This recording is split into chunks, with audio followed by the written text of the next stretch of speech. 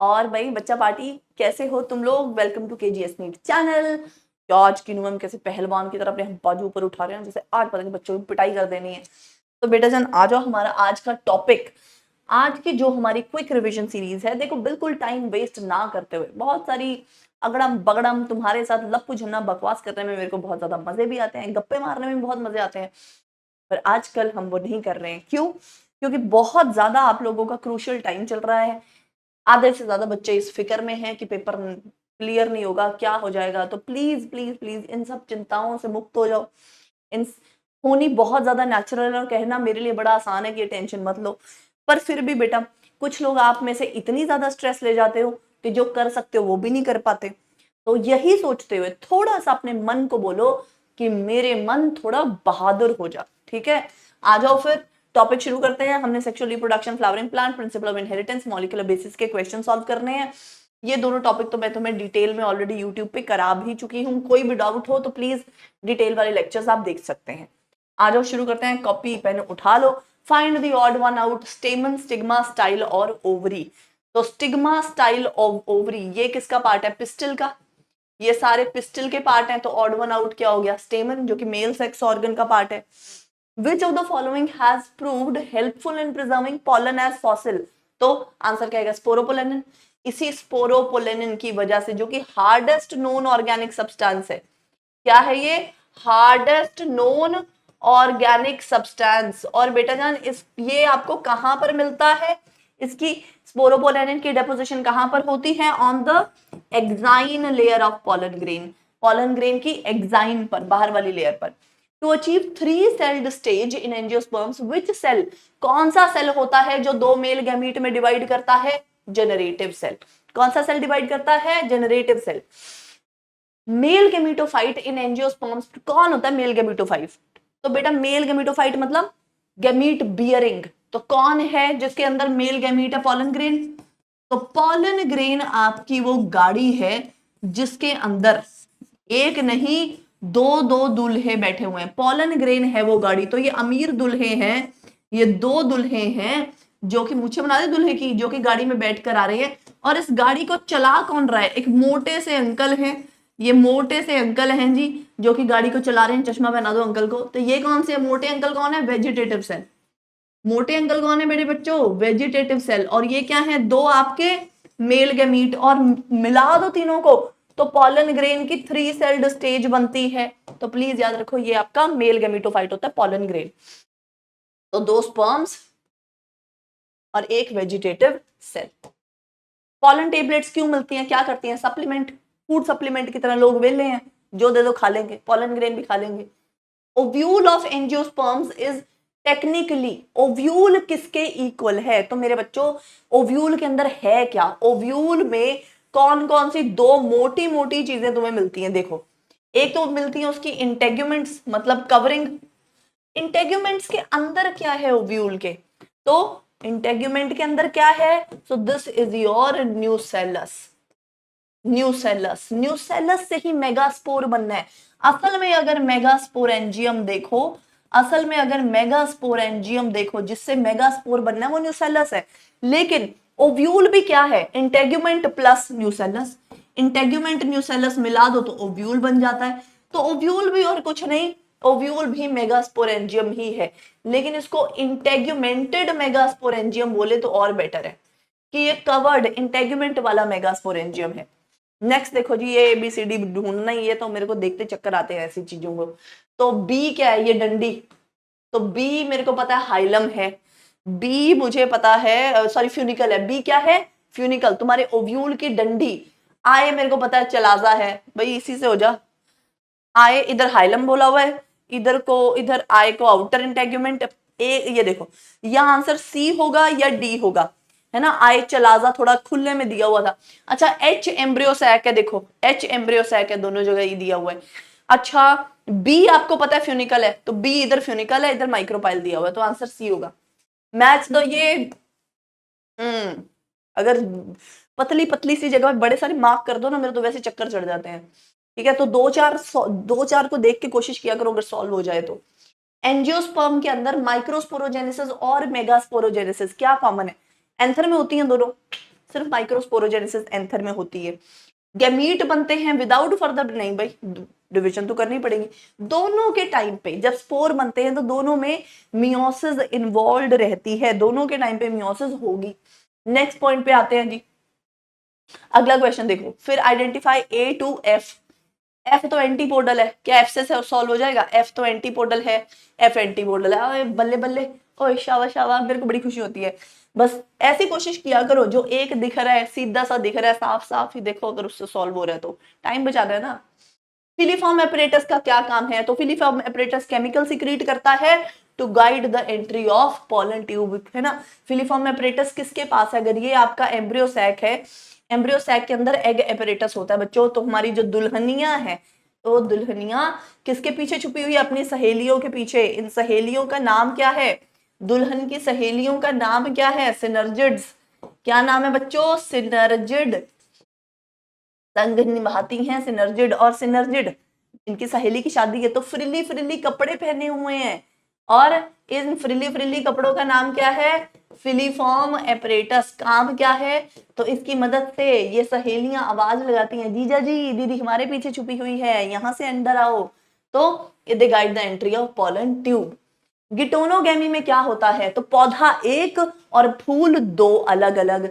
तो same plant के दो अलग flower, fertilisation of a flower by the pollen from another flower of the same plant.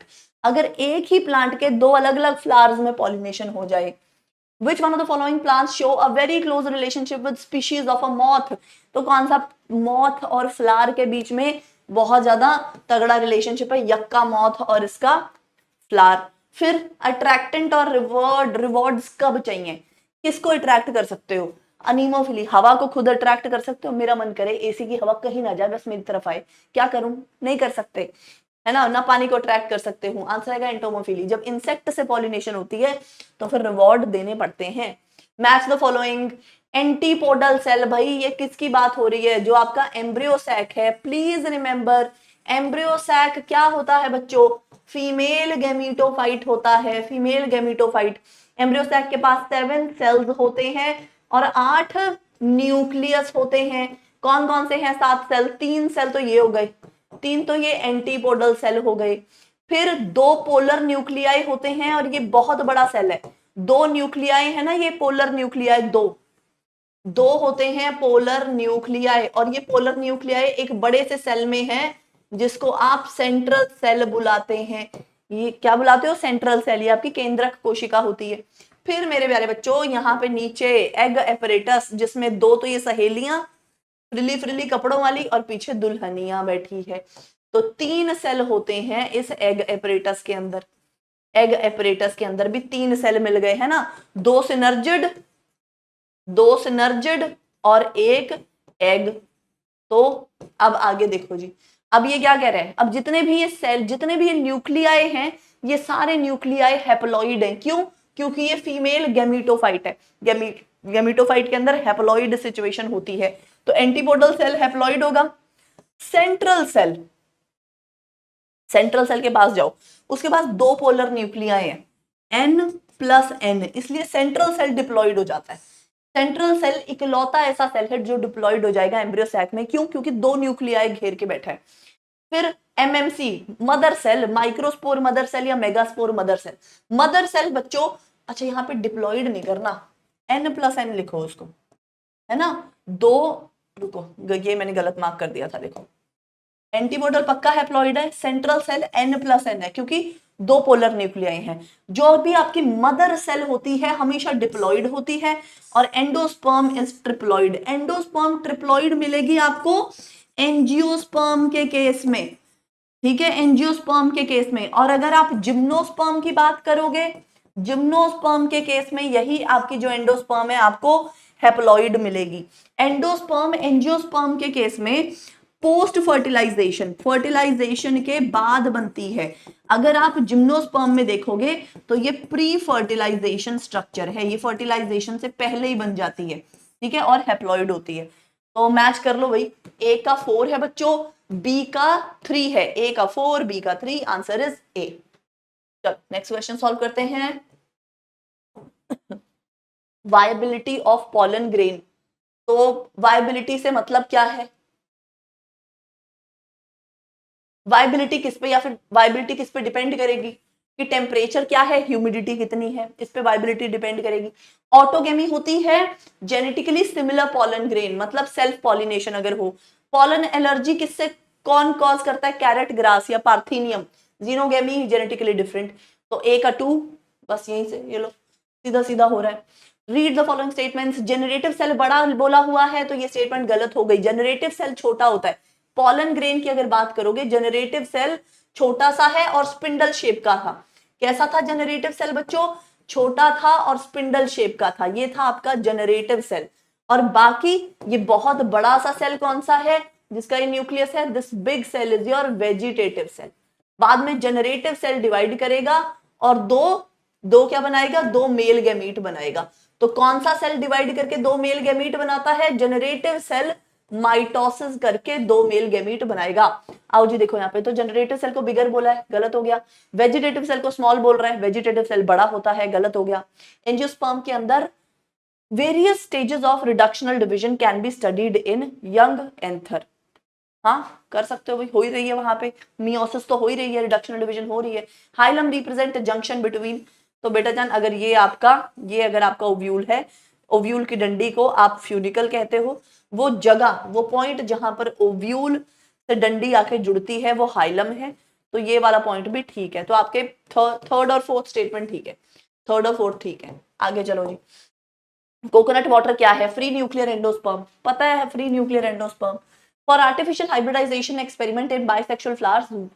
तो artificial hybridisation कर रहे हो तो सबसे पहले तो इमैस्कुलेशन करो, है ना, एंथर कट कर दो। बाइसेक्सुअल फ्लावर है तो उसके एंथर कट कर दो, क्योंकि आप चाहते हो आपकी मर्जी की पॉलिनेशन हो। फिर ढक दो फ्लावर को, फिर जब रेडी हो जाए स्टिग्मा तो क्रॉस पॉलिनेशन करो और फिर से ढक दो। Double fertilisation is exhibited by only angiosperms. सिर्फ और सिर्फ एंजियोस्पर्म का कैरेक्टरिस्टिक फीचर है ये। तो ए बी और सी बताओ जी क्या है, साफ पता लग रहा है यार, कोई ए चीज है जो कि हैप्लॉइड है, वो मिली बी से जो कि डिप्लॉइड थी, और फिर फाइनली एक सी चीज बन गई जो कि ट्रिप्लॉइड है। तो ये क्या है, ट्रिपल फ्यूजन दिखा रहा है। ट्रिपल फ्यूजन ट्रिप्लॉइड क्या है, एंडोस्पर्म और तो कुछ पढ़ा ही भी नहीं हमने, एंडोस्पर्म के अलावा तो और हमने कुछ पढ़ा भी नहीं, तो नहीं। लेकिन ये देखो जोश में होश नहीं खोना, दोनों जगह एंडोस्पर्म दिया हुआ है, तो हमें ये भी देखना पड़ेगा। तो ए क्या है, ये मेल गैमीट होता है, और बी ये क्या है, ये आपका सेंट्रल सेल है। ये आपका सेंट्रल सेल है जिसके अंदर दो पोलर न्यूक्लियाई थे, ठीक है, तभी वो 2n हो गया। तो बेटा जान मेल गैमीट और बी पोलर न्यूक्लियस थी। परसिस्टेंट न्यूसेलस, अगर किसी चीज के अंदर न्यूसेलस बचा रह जाए सीड के अंदर तो उसको आप पेरिस्पर्म कहते हो। इसके एग्जांपल बी स्क्वायर आपने पढ़े हैं, शुगर बीट पढ़ा है, और एक बी से क्या पढ़ा है, ब्लैक पेपर, है ना, ब्लैक पेपर। एक तो आपने पढ़ा इसका चुकंदर एग्जाम्पल और काली मिर्च। Which of the following pollination, Vallisneria के अंदर किस तरीके की पॉलिनेशन होती है, तो पॉलिनेशन होती है पानी से, लेकिन सबमर्ज्ड नहीं होता, फ्लावर्स सरफेस ऑफ वाटर पे।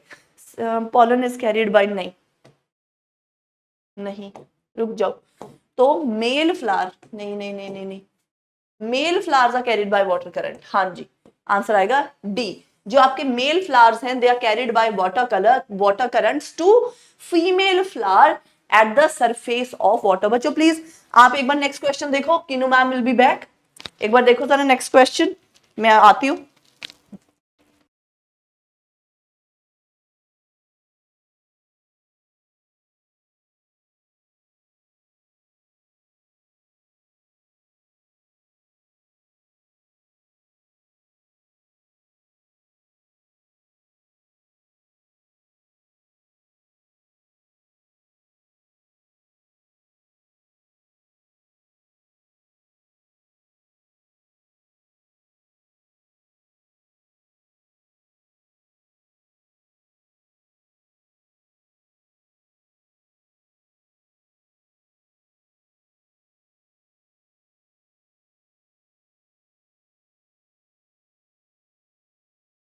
हाँ जी बेटा चलो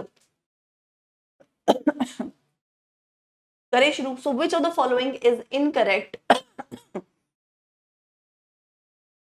which of the following is incorrect for wind pollinated plants. तो कौन सी चीज इनकरेक्ट है विंड पॉलिनेटेड फ्लावर्स के प्लांट्स के लिए? तो स्टेमन और स्टिग्मा वेल एक्सपोज्ड होंगे, ताकि, है ना, स्टेमन क्यों वेल एक्सपोज्ड है? ताकि पॉलन उड़ सके हवा में, स्टिग्मा इसलिए ताकि पॉलन को कैच कर सके, ट्रू। बहुत सारे ओव्यूल्स होंगे, wrong. Very very important, single ovule होगा बेटा जान, सिंगल ओव्यूल होगा एक ओवरी के अंदर, तो ये आपकी इनकरेक्ट हो गई। आगे देखो, टिपिकल एंजियोस्पर्म एम्ब्रियो सैक जो होता है वो कैसा होता है? उसके अंदर 8 न्यूक्लियस होते हैं और 7 सेल होते हैं। In some members of which of the following pairs of families pollen grain retain their viability for months? तो यहां पे आएगा सरल, सरल, सोलनेसी, रोजेसी और लेग्यूमिनोसी। तो आपको क्या दिया हुआ है? रोपोएसी, रोजेसी और लेग्यूमिनोसी। तो आंसर आ जाएगा डी, सोलनेसी, रोजेसी और लेग्यूमिनोसी। सरल याद रखना है। अब देखो, क्लीस्टोगैमस फ्लावर्स क्या होते हैं? क्लोज्ड फ्लावर्स, ये बंद रहते हैं। बंद रहेंगे तो इनमें सेल्फ पॉलिनेशन चलती रहती है अंदर, सही बात है। क्लीस्टोगैमीज डिसएडवांटेज, क्योंकि as there is no chance for cross pollination, this is also true. ये डिसएडवांटेजेस भी है एक तरीके से, क्योंकि वेरिएशन नहीं आ पाती इसमें, है ना। So there is no variation as there is no chance for.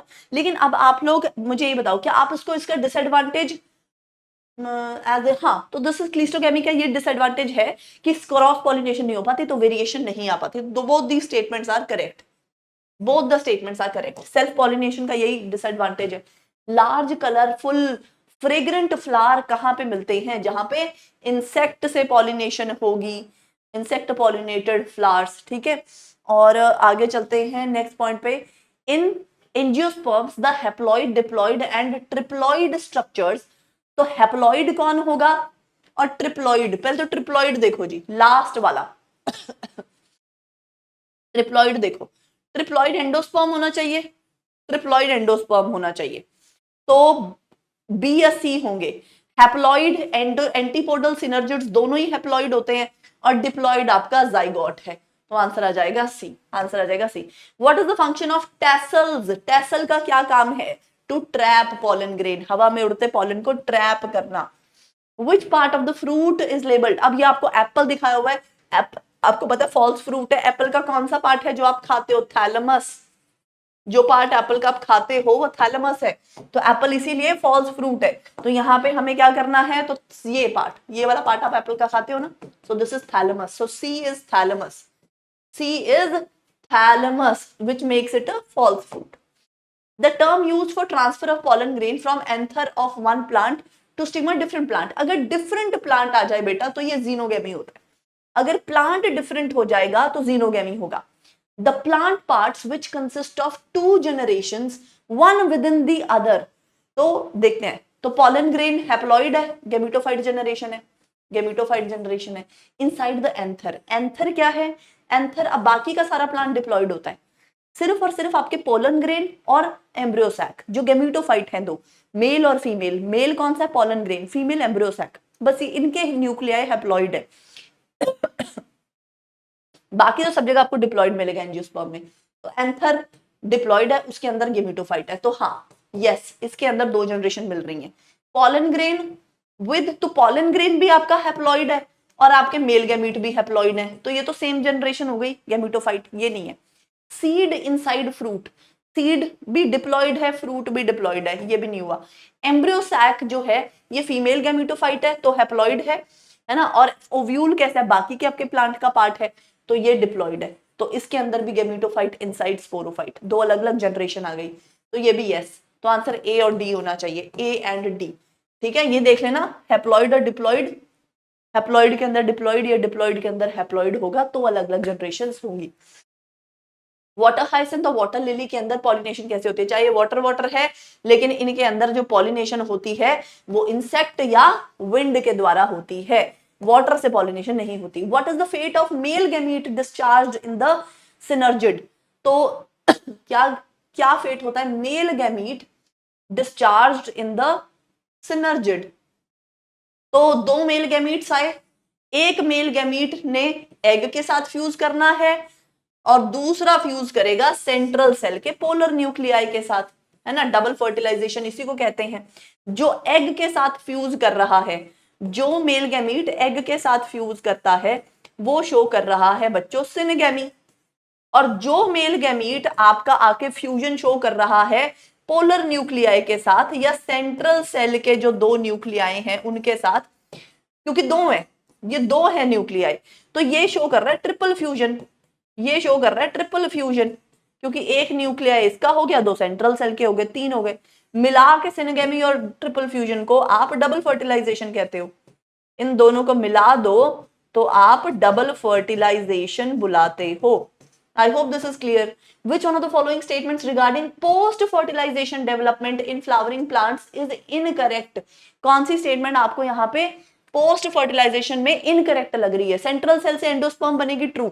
Ovule से एम्ब्रियो सैक बनेगा, नहीं जी, ओव्यूल से सीड बनना था, ओव्यूल से सीड बनना था, ये गलत हो गई, तो ये गलत हो गई। ओवरी से फ्रूट बन गया, ट्रू। जाइगोट से एम्ब्रियो बन गया, ट्रू। चलो जी, नेक्स्ट आपके जेनेटिक्स के क्वेश्चन देखो। विच वन ऑफ द फॉलोइंग, देखो बच्चों, क्वेश्चन सॉल्व करते हुए अगर तुम बहुत ही ढीला ढीला क्वेश्चन सॉल्व कर रहे हो, अभी भी तुम्हारी वही 11th वाले बच्चों वाली स्पीड है, तो फिर तो कोई कुछ नहीं कर सकता। अगर अगर आप जेन्युइनली स्पीकिंग, अगर आपकी स्पीड ज्यादा नहीं बनी है अभी तक, फिर तो कोई कुछ नहीं कर सकता, वो आपको ही बनानी है। और थोड़ी सी कोशिश करो, अभी भी आपके पास कितने दिन बचे हैं, आज क्या तारीख होगी भाई, किन्नू मैम को तो दिनों के हिसाब भूल गए हैं, है ना। हाँ, तो अभी भी ठीक है, यू स्टिल हैव टाइम, 15 के बाद देख लो, अभी भी आपके पास टाइम है ना, तो 20 दिन है, अभी भी लगे रहो, तो कर लो थोड़ा सा, अपनी स्पीड बढ़ाने की कोशिश करो जितना बढ़ा सकते हो। तो मेंडल के एक्सपेरिमेंट मेरे को तो देख के समझ आ जाता है, साल लिखा हुआ है, क्या पूछा हुआ है, 56 से लेकर 63, मेंडल ने 7 साल जो एक्सपेरिमेंट किए। Among the following characters which one was not considered, कौन सा नहीं कंसिडर किया? स्टेम किया था, सीड किया था, पॉड किया था, ट्राइकोम नहीं किया था, ट्राइकोम यानी कि स्टेम हेयर नहीं किया था। F2 generation in Mendelian cross showed that both, अगर जीनोटिपिक रेशियो और फिनोटिपिक रेशियो सेम हो जाए तो बेटा जान ये क्या होता है, ये इनकम्प्लीट डोमिनेंस। ये क्या होता है? Incomplete dominance. को डोमिनेंस इनको यहाँ पे ऑप्शन में नहीं देना चाहिए था, क्योंकि को डोमिनेंस में भी रेशियो यही आती है। Which Mendelian idea is depicted by a cross in which F1 generation resembles both the parents? Please remember, generally अगर आपकी कंप्लीट डोमिनेंस है, जैसी मेंडल बोल के गया, मेंडल कैसी डोमिनेंस बोलता है? Complete dominance, complete dominance. इस केस में क्या होता है, मान लो आपने टॉल के साथ ड्वार्फ को मर्ज किया, टॉल और ड्वार्फ को मर्ज कर दिया, है ना। नहीं, ऐसे मेरे को नहीं समझाना आएगा, रुको, ऐसे नहीं बात बनेगी, रुको।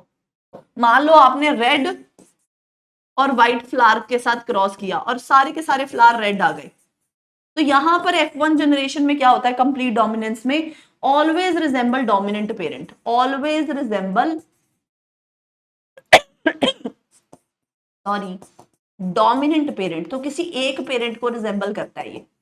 अगर आप बात करोगे इनकम्प्लीट डोमिनेंस की, ध्यान दो, वहीं पे बच्चों अगर आप इनकम्प्लीट डोमिनेंस की बात करोगे तो यहां पे क्या होगा, अगर रेड और व्हाइट को क्रॉस किया तो इधर पिंक आ जाएगा, दोनों में से किसी पेरेंट जैसा नहीं है।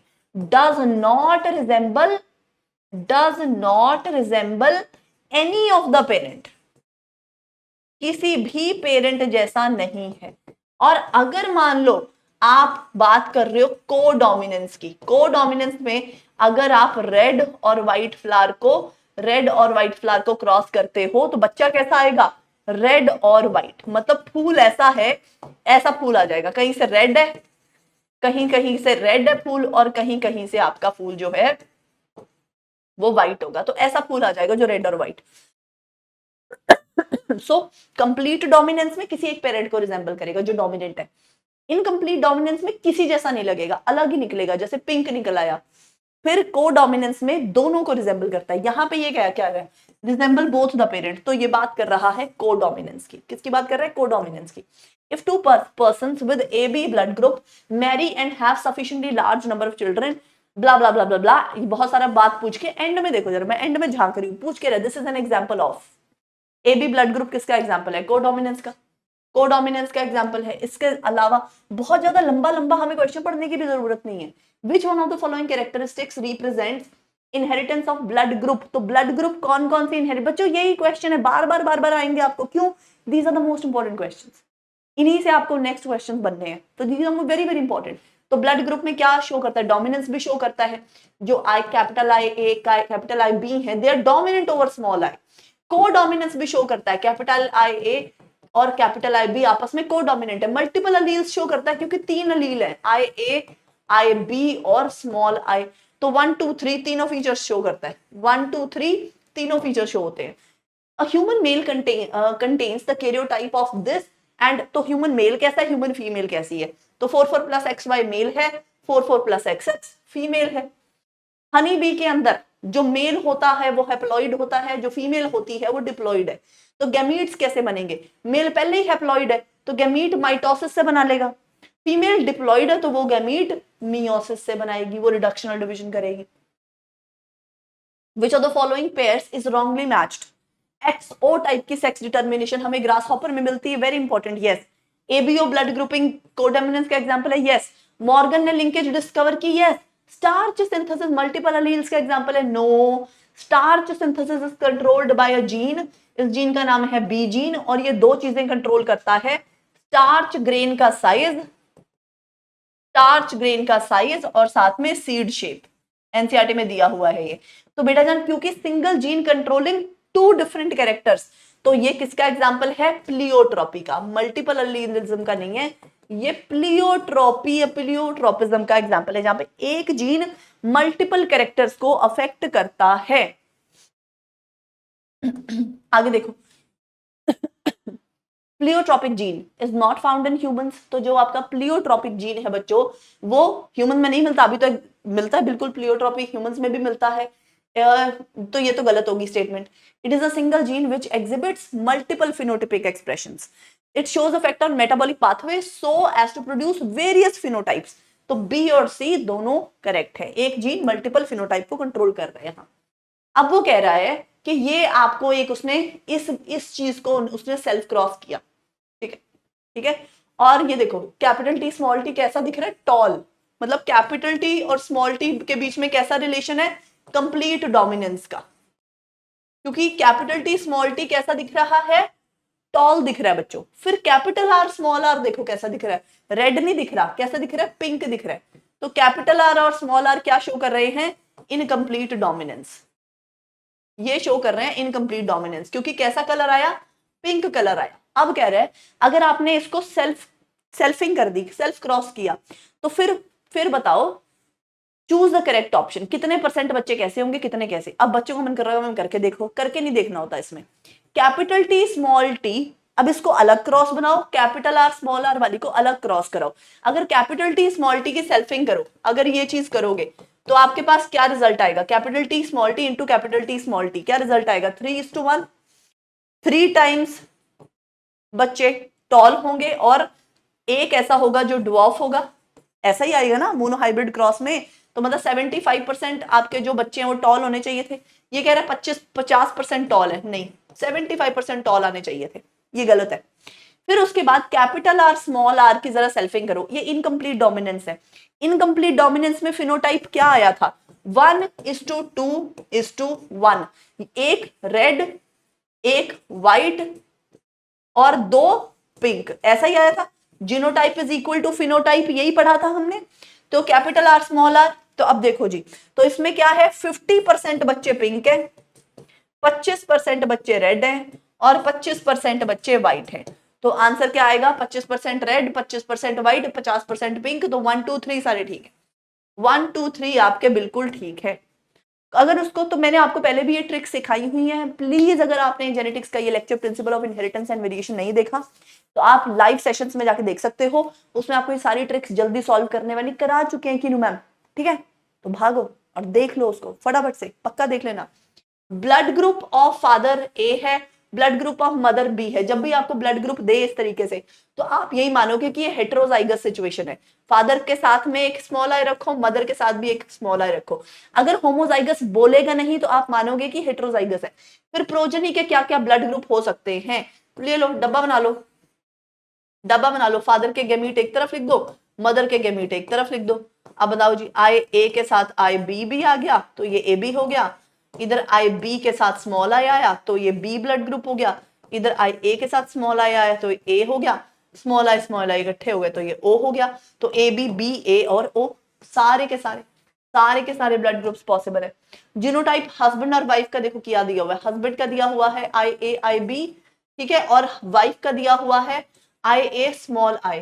तो कह रहा है कौन कौन कितने टाइप के जीनोटाइप पॉसिबल हैं और कितने टाइप के फिनोटाइप पॉसिबल है उनके बच्चों में। तो बनाओ फिर से पुनेट जी बना लो। तो ये मेल के लिख दो इधर गैमीट आई ए आई बी, इधर लिख दो फीमेल के आई ए और स्मॉल आई। तो आई ए इकट्ठे हो गए तो ये ए ब्लड ग्रुप है, आई ए के साथ आई बी आ गया तो ये ए बी ब्लड ग्रुप है, आई ए के साथ इधर स्मॉल आई आया तो बेटा जान ये भी ए ब्लड ग्रुप है, और इधर आई बी के साथ स्मॉल आई आया तो ये भी बी ब्लड ग्रुप है। तो देखो जी कौन कौन से 3 टाइप के ब्लड ग्रुप हमारे पास। जीनोटाइप कितने टाइप के आए, एक ये आया आई ए, एक आया आई ए आई बी, एक आया आई ए स्मॉल आई, एक आया आई बी स्मॉल आई। तो जीनोटाइप तो 4 टाइप के आए, और फिनोटाइप देखो ए बी और बी, क्योंकि इधर भी ए है तो वो काउंट हो गया। तो फिनोटाइप 3 टाइप के, आंसर आ जाएगा सी, आंसर आ जाएगा सी। अब आपको पूछ रहे हैं ये डायग्राम, ये क्रोमोसोम की मूवमेंट दिखा रहा है, ये क्या प्रूव कर रहा था, इंडिपेंडेंट असॉर्टमेंट, कि क्रोमोसोम्स इंडिपेंडेंट असॉर्टमेंट शो करते हैं during meiosis, during gamete formation. What map unit is adopted in the, तो मैप यूनिट जो हमारे स्टर्टेवेंट ने दिया था, जो मॉर्गन का स्टूडेंट था, क्या था मैप यूनिट के अंदर, तो distance between genes represent 1% crossing over, 1% crossing over. Choose the correct pair. Gynaecomastia क्या होता है, development of breast in males, ठीक है। टर्नर सिंड्रोम में एक एक्स क्रोमोसोम नहीं रहता, पॉलीप्लॉइडी प्लांट्स में ही मिलती है, all of the above are correct, सारे के सारे करेक्ट हैं। Which of the following are chromosomal disorders, तो कलर ब्लाइंडनेस क्या है, ये तो आपकी जेनेटिक डिसऑर्डर हो गई, पूरे के पूरे क्रोमोसोम में दिक्कत आनी चाहिए। तो down syndrome, trisomy of chromosome number 21, trisomy of 21, Turner syndrome जिसमें आपके पास क्या होता है, ऑटोसोम तो ठीक है लेकिन एक एक्स क्रोमोसोम कम हो जाता है, तो डाउन सिंड्रोम और टर्नर, तो 2 और 4 ये है आपके क्रोमोसोमल डिसऑर्डर। आगे देखो जी, रीड द फॉलोइंग स्टेटमेंट्स, करो जरा read. Mendelian factors are now called genes, सही बात है ना। Characters blend in homozygous condition only, जो कैरेक्टर्स हैं सिर्फ और सिर्फ होमोजाइगस कंडीशन में ब्लेंड होता है। बच्चों ब्लेंडिंग तो कभी मिलती ही नहीं, ये तो शब्द देख के काट दिया करो। ब्लेंडिंग को कभी हाँ नहीं बोलना आपने, blending doesn't exist in nature, blending नहीं कभी भी हाँ बोलनी। ऑल कैरेक्टर्स शो डोमिनेंस नहीं, इनकम्प्लीट डोमिनेंस भी है, को डोमिनेंस भी है, सब है। ह्यूगो डीवरीज ने रीडिस्कवर किया था, हाँ जी हेल्प की थी उसने, डीवरीज, कॉरेंस और शर्माक ने। तो कौन कौन सा ठीक है, first and fourth is correct, तो first and fourth are correct. अब आपको 2 स्टेटमेंट दी हुई हैं, आरएनए म्यूटेशन करता है फास्टर रेट पे, ट्रू। वायरसेस जिनके अंदर आरएनए जेनेटिक मटेरियल है, they have shorter life span and show mutation faster, true. तो दोनों statements are true, both these statements are true. Which one of the following shows mating between relatives, तो male और female और इनके बीच में 2 lines, तो this shows mating between relatives. Broad palm with characteristic palm crease किसमें मिलती है, डाउन सिंड्रोम में मिलती है। Which of the following statement are correct about Klinefelter syndrome, तो ये सिंड्रोम किसने पहली बार डिस्क्राइब किया, लैंगडन डाउन ने तो डाउन सिंड्रोम किया था, ये आप क्लाइनफेल्टर पढ़ रहे हो तो ये गलत है। ऐसे इंडिविजुअल की मैस्कुलिन डेवलपमेंट होती है लेकिन कुछ फेमिनिन फीचर्स भी हैं, क्यों, क्योंकि क्लाइनफेल्टर में 44 के साथ आपके ऑटोसोम्स के साथ इसने मेल होना था, XY होना था, लेकिन इसके पास एक्स्ट्रा X आ गया, एक्स्ट्रा X की वजह से इसके पास कुछ फेमिनिन फीचर्स हैं, तो ये सही है। अफेक्टेड इंडिविजुअल शॉर्ट स्टेचर्ड है, नहीं, टर्नर सिंड्रोम वाला शॉर्ट स्टेचर्ड होता है, ये तो टॉल इंडिविजुअल होता है, ठीक है, तो ये भी गलत है। साइकोलॉजी कोई डेवलपमेंट इज नॉट रिटार्डेड, बिल्कुल नॉर्मल होते हैं लेकिन स्टेराइल होते हैं, तो B and E. Expressed sequence tags refer to what, तो जो भी जीन्स आरएनए बना रहे हैं, तो ह्यूमन जीनोम प्रोजेक्ट में 2 इनकी दो प्रिंसिपल्स पे काम कर रहे थे कि कैसे करें कोड, मतलब अपने ह्यूमन जीनोम का कैसे हम डिकोडिंग करें। तो फिर 2 इनके पास अप्रोचेस थी, एक अप्रोच थी एक्सप्रेस सीक्वेंस टैग, कि उसी डीएनए का सीक्वेंस पता लगाएंगे जो कि आरएनए बना रहा है, और दूसरा था सीक्वेंस एनोटेशन जो कह रहा था सारे का सीक्वेंस पता करेंगे हम, तो ठीक है। अब आपको यहाँ पे रिकॉम्बिनेशन फ्रीक्वेंसी दी हुई है, स्टर्टेवेंट का लॉ लगाएंगे। देखो ए और सी के बीच में दी हुई है 5%, बी और डी के 15। ये देखो अब सारी फ्रीक्वेंसी ज्यादा ही है। सबसे ज्यादा कौन सी है? ए और डी। सबसे कम कौन सी है? ए और सी। तो मैं क्या करती हूँ, सबसे कम वाली ए और सी मतलब पास पास होंगे, और ए और डी सबसे दूर होंगे, तो ए और डी। तो ऐसा सीक्वेंस देखो, ए के साथ सी हो और एंड में डी हो, ए के साथ सी हो और एंड में डी हो, आंसर आएगा डी। ठीक है, पूरा भी सॉल्व करने की जरूरत नहीं होती। सबसे पास वाले तो देख लो ना, ए सी सबसे पास है, और सबसे दूर वाले कौन से हैं? ए और डी सबसे दूर है, तो ए सी सबसे पास और ए और डी सबसे दूर, आंसर आ जाएगा ये। Experimental verification chromosomal theory of inheritance Morgan ने किया था। क्रोमोसोमल थ्योरी ऑफ इनहेरिटेंस दी किसने थी? सटन और बोवरी ने। एक्सपेरिमेंटल प्रूफ किसने दिया? मॉर्गन ने।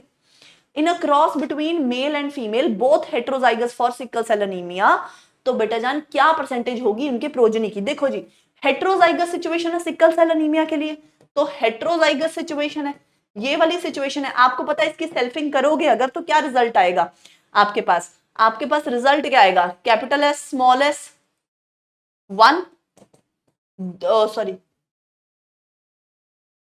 जीनोटाइप लिख के देखो इसका, जीनोटाइप लिख के देखो जी इसका, मैं आपको बताती हूँ फटाफट से, सॉल्व करने की भी नीड नहीं होती। जीनोटाइप क्या आता है? 1:2:1। इसमें ये वाला 1 क्या होगा? जिसमें दोनों कैपिटल में है। ये वाला 1 क्या होगा? दोनों स्मॉल में। और ये वाले दो में एक कैपिटल और एक स्मॉल। तो किस बंदे को एक्चुअली सिकल सेल एनीमिया होगा? जो हेट्रोजाइगस होता है ना, इसको तो होगा ही नहीं, ये तो नॉर्मल है। क्योंकि सिकल सेल एनीमिया कैसा होता है बेटा जान? ये आपका रिसेसिव डिसऑर्डर है, ये आपका ऑटोसोमल रिसेसिव डिसऑर्डर है। ठीक है, तो रिसेसिव वाले को होगा, इसको होगा, इसको भी नहीं होगा, इसको भी नहीं होगा। हेट्रोजाइगस कंडीशन में रिसेसिव कैरेक्टर खुद को शो ही नहीं कर सकता। तो कितने परसेंट को हुआ भाई? 3:1 देख लो, ये 3 वाले ठीक है, इस एक को है 25%। सिर्फ 25% बच्चों को सिकल सेल एनीमिया होगा, होमोजाइगस रिसेसिव। अब आपको दो स्टेटमेंट दी हुई हैं, देखो जी। Mendel's law of independent assortment does not hold for genes that are located on same chromosome. This is true. Same chromosome वाले जो पास पास लोकेटेड होते हैं वो इंडिपेंडेंट असॉर्टमेंट नहीं शो करते। True. Closely located genes assort independently, false. तो पहली वाली असेशन ठीक है और रीजन करेक्ट नहीं है, आंसर आ जाएगा सी। क्रोमोसोमल थ्योरी ऑफ इनहेरिटेंस किसने दी थी? सटन और बोवरी ने दी थी, सटन और बोवरी ने दी थी। बेस्ट एग्जांपल प्लियोट्रोपिका, फिनाइल कीटोन्यूरिया, फिनाइल कीटोन्यूरिया। चलो जी, हमारा लास्ट चैप्टर शुरू होता है, करो इसको शुरू। Purines found in both DNA and RNA. तो प्योरिन तो है ही ये, आग, एडेनिन और गुआनिन यही मिलेंगे दोनों जगह। अब सी अर्चिन के अंदर कह रहा है 17% क्या मिला आपको? साइटोसिन। बाकी बताओ, 17% साइटोसिन है। ये लंबी लंबी स्टेटमेंट तो ऐसे ही है। तो जितनी साइटोसिन है उतनी गुआनिन है, तो cytosine is equal to guanine is equal to 17%। मतलब टोटल कितना हो गया? 34% तो गया। साइटोसिन प्लस गुआनिन कितना हो गया? 34। बचा कितना? 66%। इस 66% का आधा यानी कि 33% एडेनिन होगा और 33% थायमिन होगा। ऐसे ही करना होता है। कैसे करना होता है? जितना साइटोसिन है उतना, भाई साइटोसिन गुआनिन के साथ बॉन्ड बनाएगा, जितना साइटोसिन उतना गुआनिन। कितना? 17 17 34 गया, बचा कितना? 66। उस 66 में जितना एडेनिन उतना थायमिन, तो 33। तो देख लो जी, गुआनिन 17 आने हैं, एडेनिन और थायमिन 33% आने हैं। आगे देखो, when a phosphate group is linked to dash, तो फॉस्फेट कहां पे बच्चों? फॉस्फेट कहां पे अटैच होता है? 5' एंड पे। फॉस्फेट अटैच होता है 5' एंड के ऊपर। ठीक है, न्यूक्लियोसाइड थ्रू डैश बॉन्ड। कौन सा बॉन्ड? यहाँ पे ना फॉस्फोडाइएस्टर लिखा हुआ है, इनको लिखना चाहिए था फॉस्फोएस्टर। इनको लिखना चाहिए था फॉस्फोएस्टर बॉन्ड। एक न्यूक्लियोटाइड के अंदर फॉस्फोएस्टर बॉन्ड होता है, दो न्यूक्लियोटाइड के बीच में फॉस्फोडाइएस्टर बनता है। ठीक है, और देन सी इज फॉर्म्ड। सी क्या है? न्यूक्लियोटाइड बन जाएगा। अगर फॉस्फेट लगा दिया तो न्यूक्लियोसाइड नहीं बनेगा, फॉस्फेट के बाद तो सीधा टाइड बनेगा। अपॉलीमर और पॉलीन्यूक्लियोटाइड, तो जो पॉलीमर होता है उसके 5' एंड पे आपको फॉस्फेट मिलता है, और B' एंड पे, सॉरी 5' एंड पे बेटा हमेशा फॉस्फेट लगा होता है, और 3' एंड पे, जो 3' एंड होता है वहां पे आपको अल्कोहल ग्रुप मिलेगा। क्या मिलेगा? अल्कोहल। अब आपको डायग्राम दिया हुआ है, देखो जी। डायग्राम के अंदर कह रहा है इंपॉर्टेंट कॉन्सेप्ट समझा रहे हैं हम आपको। तो क्या है इंपॉर्टेंट कॉन्सेप्ट? डीएनए से आरएनए बना रहे हो मतलब ट्रांसक्रिप्शन कर रहे हो। आरएनए से प्रोटीन बना रहे हो अगर, बी इज ट्रांसलेशन, तो बी इज ट्रांसलेशन, आंसर आ जाएगा सी। किनू मैम ना पहले मार्क कर देते हैं, पहले मार्क कर देंगे, प्रपोज्ड बाय क्रिक। नेक्स्ट देखो, association of histone with nucleosome, इसका क्या मतलब है कि क्रोमैटिन बन रहा है, क्रोमैटिन बन रहा है, हिस्टोन और डीएनए मिलकर क्रोमैटिन बनाते हैं। डीएनए की स्टेबिलिटी किस वजह से होती है, क्योंकि इसके अंदर डीऑक्सीराइबोज शुगर है, जो सेकंड कार्बन पोजीशन है वहां पे ऑक्सीजन नहीं है, OH नहीं है, हाइड्रोजन है, ऑक्सीजन कम है। दूसरा रीजन थायमिन है यूरासिल की जगह, और थायमिन ज्यादा स्टेबल होता है। तो दोनों के दोनों रीजन करेक्ट हैं। हैवी डीएनए कैसे डिफरेंशिएट कर सकते हो मीडियम डेंसिटी डीएनए से, तो सीजियम क्लोराइड डेंसिटी सेंट्रीफ्यूगेशन, ये हमने कहां पे यूज किया बेटा जान, सेमी कंजर्वेटिव, जब semi conservative mode of DNA replication prove किया। और किसके एक्सपेरिमेंट में, मीजल्सन एंड स्टाल के एक्सपेरिमेंट में, मीजल्सन एंड स्टाल के एक्सपेरिमेंट में यूज किया गया था ये डेंसिटी। फिर कह रहा है on which strand of DNA replication is continuous. बेटा जान डीएनए के दो स्ट्रैंड होते हैं, ठीक है, ये आपका आ गया एक 5' to 3' और एक 3' to 5'। 5' एंड पे अभी आपको पता है क्या लगा होता है, फॉस्फेट, फॉस्फेट, ठीक है। अगर आप बच्चों ने, अब जितनों ने आपने मेरे साथ पढ़ा है, आपको पता है मैं फॉस्फेट कैसे शो करती हूँ, आपको पता है मैं 3' भी कैसे, तो मैं अपने स्टाइल से बना रही हूँ। अगर आपको इस चैप्टर में जरा सा भी डाउट है तो मॉलिक्यूलर बेसिस का डिटेल लेक्चर देख लेना, लाइव लेक्चर्स में आपको मिल जाएगा, ठीक है। तो फॉस्फेट, तो जो 5' एंड है वहां पे क्या लगा होता है, फॉस्फेट हेड, तो 5' एंड पे फॉस्फेट, और 3' एंड पे क्या लगी होती है बेटा जान, 3' एंड पे जहां पे आपको टुंडी गुड़िया, ये टुंडी गुड़िया बनानी थी ना हमने, तो 3' एंड पे क्या होता है, आपको इसका बम दिख रहा होता है टुंडी गुड़िया को, वहां पे OH ग्रुप लगा होता है। अंक अब इसी तरीके से अब ये एंटी पैरेलल है, तो ये इसका 3' एंड होगा दूसरी स्ट्रैंड का, और ये इसका 5' एंड होगा। अब जब अंकल आएंगे, अब डीएनए की रेप्लिकेशन मान लो शुरू होनी है, तो उसको स्ट्रैंड को खोलो जरा, स्ट्रैंड को ओपन करो, एक 5' to 3' है, दूसरी 3' to 5' है, ये मान लो A है, ये B है। अब कह रहे हैं रेप्लिकेशन कहां पे कंटिन्यूअस होगी, ये वाली साइड पे A में या B में, कौन सी जगह पे, जहां पे आपको 5' एंड दिख रहा है कि 3', 5' एंड पे फॉस्फेट है, 3' एंड पे अल्कोहल है। कोई भी अंकल जी एंजाइम आएगा हमारा डीएनए पॉलीमरेज क्या करेगा, फॉस्फेट पीने जाएगा कि अल्कोहल, तो हमारे अंकल बेवड़े हैं, अल्कोहल पीने जाते हैं।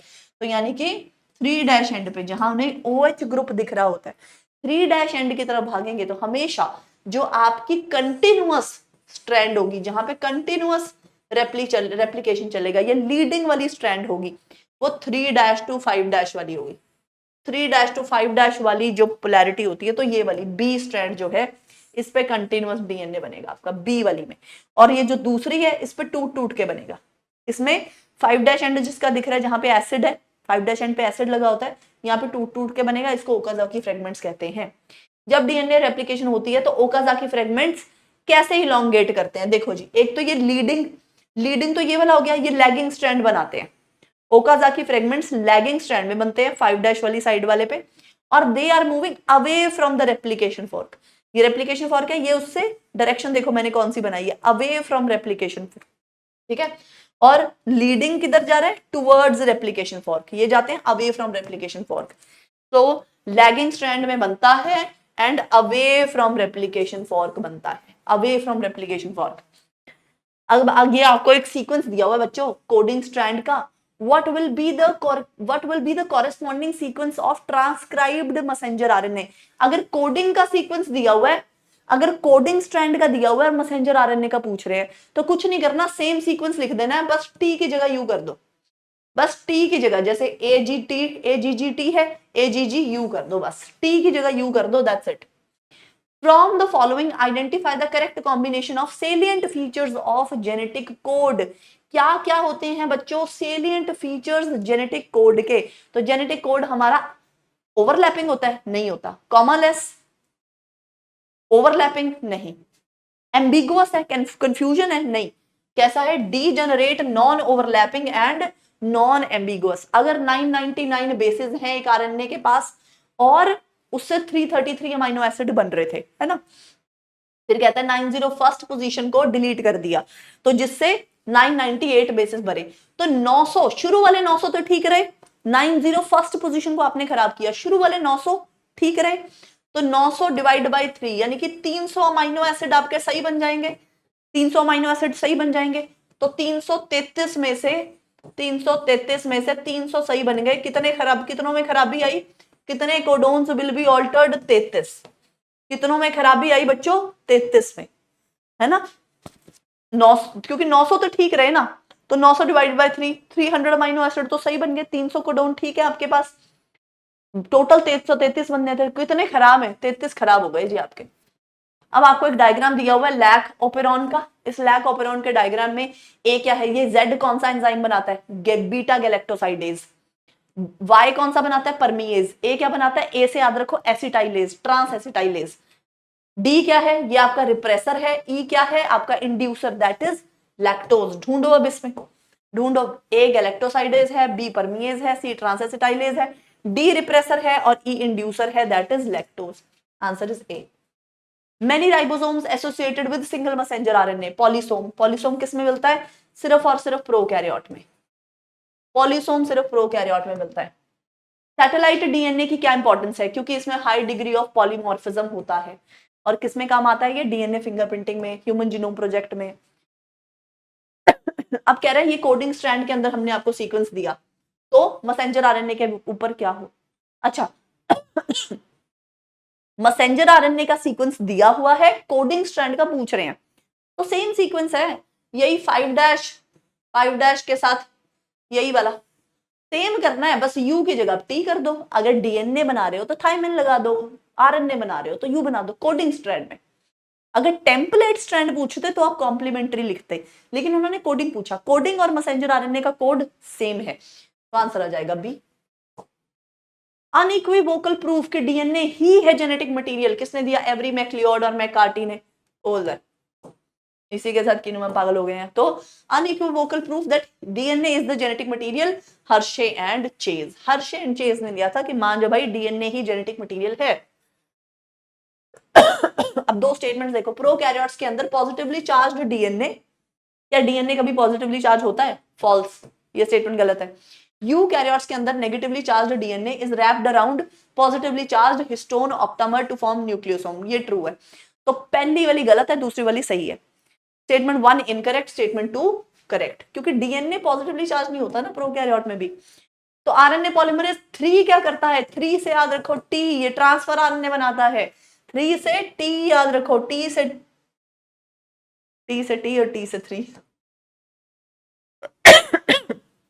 इकोलाई के अंदर अगर आपका आई जीन म्यूटेशन शो कर गया, जिस वजह से जो आपका रिप्रेसर प्रोटीन बना, ये जो आपकी रिप्रेसर है, अब ये इंड्यूसर के साथ बाइंड नहीं करती। अब अगर आपका लैक्टोज आएगा भी, ये तो बाइंड नहीं करेगी।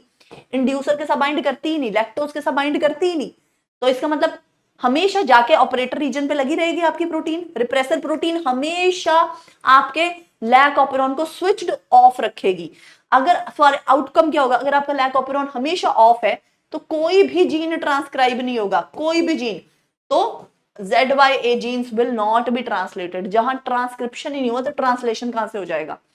Translation of messenger RNA to protein हम कब कहते हैं कि ट्रांसलेशन शुरू हो गया? बिगिंस कब शुरू होता है? जब स्मॉलर सब यूनिट ऑफ राइबोसोम के साथ आपका मैसेंजर आरएनए अटैच होता है तब। ठीक है, स्मॉलर सब यूनिट के साथ मैसेंजर आरएनए। अगर जेनेटिसिस्ट एक ब्लाइंड अप्रोच ले लें सीक्वेंसिंग का, सारे जीनोम की सीक्वेंसिंग करें, उसको सीक्वेंस एनोटेशन कहते हैं, उसको सीक्वेंस एनोटेशन कहते हैं। डीएनए पॉलीमॉर्फिज्म किसका बेसिस बनाता है? जेनेटिक मैपिंग का और डीएनए फिंगरप्रिंटिंग का, दोनों का डीएनए पॉलीमॉर्फिज्म बेसिस है। एडेनिन अगर 30% है तो बच्चों थायमिन भी तो 30 होगा। एडेनिन थायमिन के साथ ही बॉन्ड बनाता है। 30 और 30, 60 गए, बचे 40। तो उस 40 में से आधा आधा बांट दो, 20 साइटोसिन को दे दो, 20 गुआनिन को दे दो। तो थायमिन 30 है, गुआनिन और साइटोसिन 30 है। स्टेटमेंट देखो, कोडोन दिया हुआ है, एयूजी मीथियोनिन के लिए कोड करता है और फिनाइल नहीं, एयूजी सिर्फ और सिर्फ मीथियोनिन के लिए करता है। ये गलत हो गया।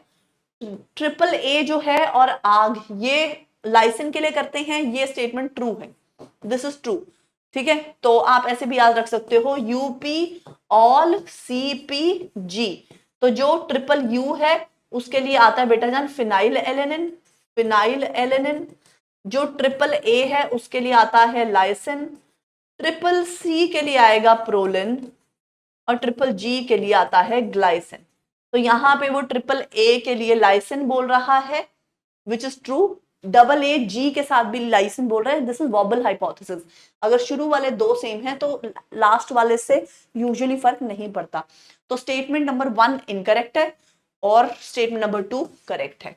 तो दैट इज इट बच्चों, बहुत ज्यादा पढ़ाई करते रहो। अब वो टाइम आ चुका है जिसके बाद अब हम एक्सपेक्ट करेंगे तुम फोन करके बताओ, तुम मैसेज करके बताओ कि हाँ जी हम सिलेक्शन हो गया।